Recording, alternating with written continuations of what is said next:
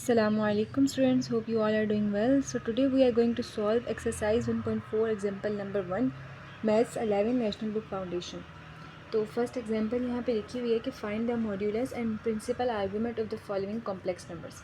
तो सबसे पहले हम मॉड फाइंड करते हैं।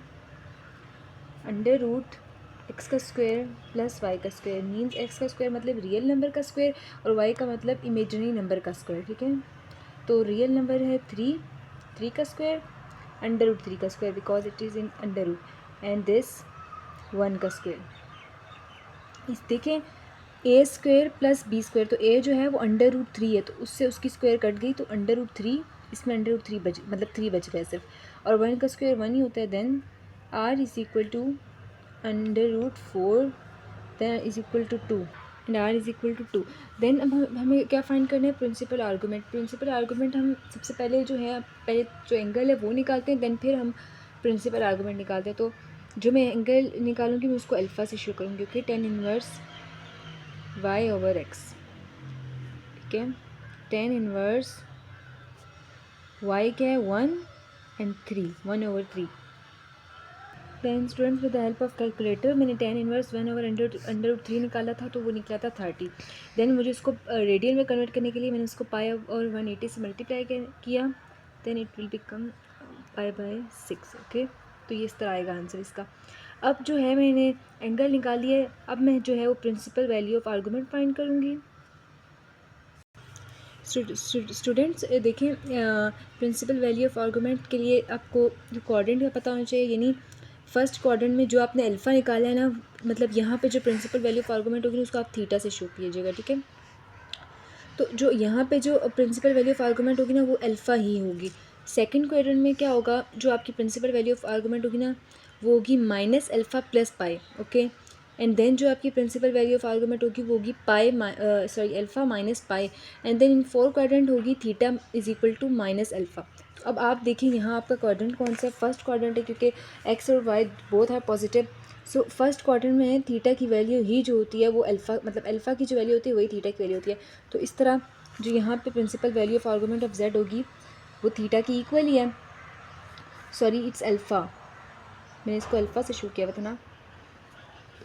जो थीटा है उसको मैं प्रिंसिपल वैल्यू ऑफ आर्गूमेंट से शो कर रही हूँ, एंड देन जो एंगल है जो हम बिल्कुल मतलब सिंपल फाइंड करते हैं हर जगह वो है alpha. Okay, it will become pi by 6 because क्योंकि ये फर्स्ट क्वाड्रेंट में सेम रहती है। सो ये सेकंड पार्ट इज़, अब ये देखें बिल्कुल एक्स का स्क्वायर प्लस इमेजिनरी नंबर का स्क्वायर, आयोटा के साथ कोई नंबर प्रेजेंट नहीं मीन्स यहाँ पे 1 है तो 1 लिख दिया।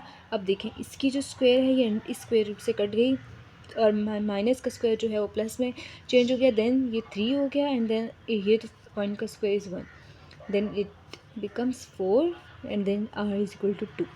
बिल्कुल इसी तरह यहाँ पे भी आप अल्फ़ा की वैल्यू निकालेंगे, tan इनवर्स y 1 ओवर अच्छा ठीक है, देखिए अब मैंने यहाँ पे माइनस क्यों लिखा, क्योंकि यहाँ पे बाहर मोड होता है, इसका मतलब होता है कि अगर इसके साथ कोई नेगेटिव साइन है या इसके साथ कोई नेगेटिव साइन है तो इट विल बिकम पॉजिटिव। ठीक है, यहाँ पे भी मोड आएगा, मतलब जब भी हम tan इनवर्स के साथ लिखते हैं ना y ओवर x तो बाहर हम मोड लगा देते हैं कि इनके साथ माइनस जो है वो कंसिडर नहीं होगा। ठीक है,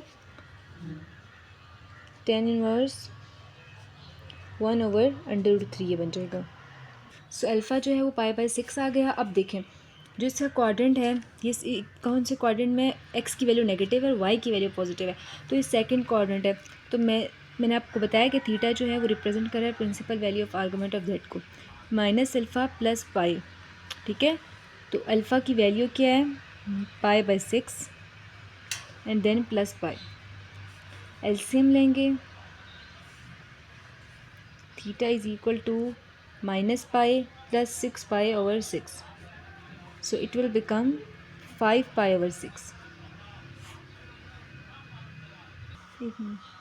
स्टूडेंट्स यहाँ पे मैंने थर्ड पार्ट लिखा है बिल्कुल इसी तरह X square plus Y square. ठीक है, एंड देन देखें इसकी स्क्वायर इसके अंडर रूट से कट गई और माइनस का स्क्वायर जो है प्लस में चेंज हो गया, एंड देन वाई 4 आ गया, then are is equal to 2। अब देखें जो आप पहले आपने अल्फ़ा निकालना है। ओके, वाई ओवर एक्स ये बाहर मोड होता है, tan inverse 1 over under root 3। तो बिल्कुल इसी तरह आपने यहाँ पे इसके बहुत ज़्यादा पीछे मतलब सेम आंसर्स निकाल चुके हैं, जो इसकी आंसर आता है पाई बाय 6। अब जो है ना principal value of argument of z के लिए आपको जो है ना सिर्फ इस क्वाड्रेंट का पता होना चाहिए, ठीक है। अब जो एक्स और वाई दोनों नेगेटिव हैं तो ये कहाँ आ रहा है, ये जो है थर्ड क्वाड्रेंट में आता है ना, यहाँ पे एक्स भी पॉजिटिव होता है। देखिए यहाँ पे जो है एक्स और वाई दोनों नेगेटिव होते हैं, तो इसका मतलब है ये जो है थर्ड क्वाड्रेंट में है। तो थर्ड क्वाड्रेंट में जो थीटा है यानी principal value of argument of z है, उसकी वैल्यू क्या है, अल्फ़ा माइनस पाई।